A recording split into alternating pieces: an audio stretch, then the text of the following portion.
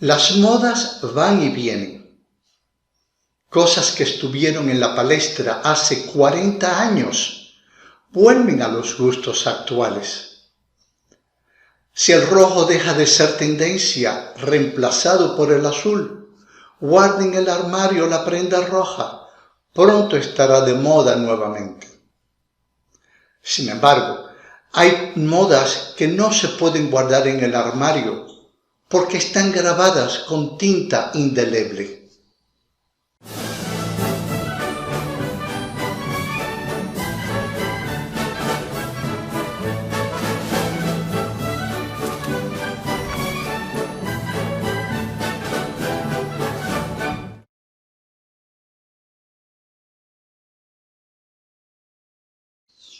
Estoy hablando de la moda de los tatuajes. No voy a expresar aquí mi opinión sobre el tema. Lo que sí quiero decir es que esos tatuajes en músculos jóvenes y tersos pierden toda firmeza con el paso del tiempo debido a la fuerza de gravedad. Aquello que fue un ancla con el paso de los años se convierte en un poste eléctrico.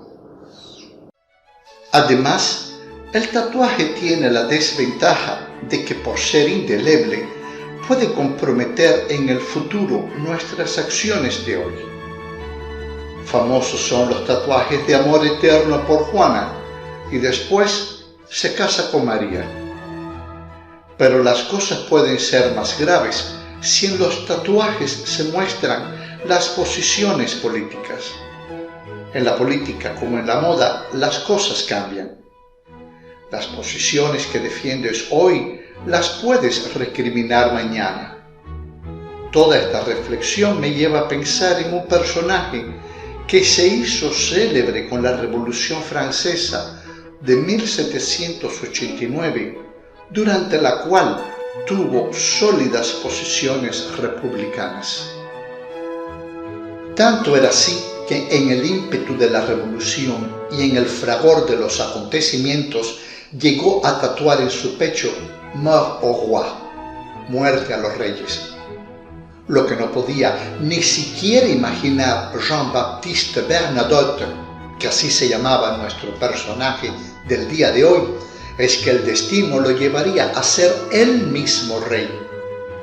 Algunos historiadores alegan que esta historia del tatuaje en el pecho de Bernadotte son invenciones. Hay que señalar que el médico que certificó su muerte en 1844 declaró que tal tatuaje no existía. Comprometedor sería para el doctor si confirmaba la existencia del tatuaje que condenaba a muerte a los reyes después de certificar la muerte de uno de ellos. Ahora bien, ¿cómo es posible que alguien con tan profundas ideas republicanas que lo llevaron a tatuarse en el pecho tan expresiva frase terminó sentado en un trono real? Hagamos un poco de historia. Los orígenes de Jean-Baptiste Bernadotte no eran de muy alta cuna. Su padre era procurador de su ciudad natal de Pau, que se encuentra en el sudoeste de Francia, cerca de la frontera española. Nació en 1763 y a los 17 años ya era soldado del ejército de la Francia monárquica. Sus cualidades militares facilitaron su ascenso, obteniendo en pocos años el grado de brigadier. Es en ese momento que se produce la Revolución Francesa. Durante la Revolución, nuestro Jean-Baptiste supo mantenerse en la cresta de la ola en las diferentes batallas a las que se tuvo que enfrentar la joven república para su supervivencia. Dentro del marco de estas batallas estuvo en contacto con Bonaparte, que aún no se hacía llamar Napoleón. El futuro emperador vio en el joven Jean-Baptiste a un gran militar, pero, por sobre todas las cosas, a un muy buen organizador. Bernadotte nunca vio con buenos ojos a Napoleón. Siempre vio en él a un futuro tirano. Incluso había hecho el juramento de luchar contra Napoleón en el caso en que se proclamara rey. De hecho, Napoleón nunca se proclamó rey, se proclamó emperador. Sus aspiraciones eran superiores. Paralelamente, Jean-Baptiste se casó con una chica llamada Désirée, hija de un mercader de sedas de Marsella. La hermana de Désirée era Julia Cléry, esposa de José Bonaparte, el hermano de Napoleón, al que se le dio más tarde el título de rey de España. Cuando Napoleón crea el primer imperio, nombra a 18 mariscales. Bernadotte era uno de ellos. Y cuando Napoleón se declara rey de Roma, creó para Bernadotte el Principado de Pontecorvo. En 1808 es nombrado gobernador de los pueblos del norte de Europa y dirigió una expedición contra Suecia en una invasión malograda contra ese país por falta de logística. Durante esta contienda, los oficiales suecos que habían sido hechos prisioneros por los franceses vieron con beneplácito el buen trato que el mariscal francés Bernadotte dispensaba a sus enemigos prisioneros y lo bien que organizaba las cosas para el bienestar del pueblo que estaba bajo su administración.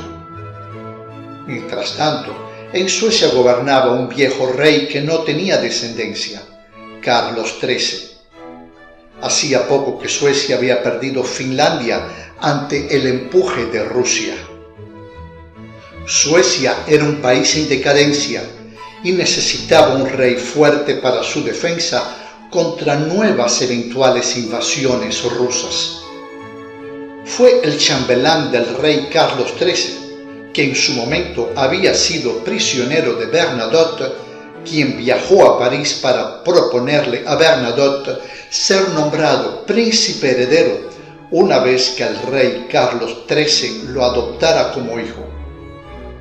Grande fue la sorpresa de Jean-Baptiste al recibir este ofrecimiento. La elección fue la correcta. Bernadotte no era de aquellos que obedecían ciegamente a Napoleón.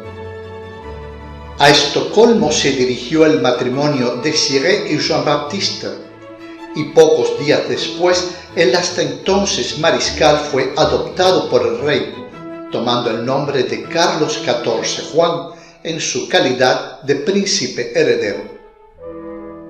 Esto de ser heredero del trono de Suecia se lo tomó muy en serio nuestro Jean-Baptiste, y más adelante se unió con sus tropas suecas a los enemigos de Napoleón para luchar contra su antiguo emperador.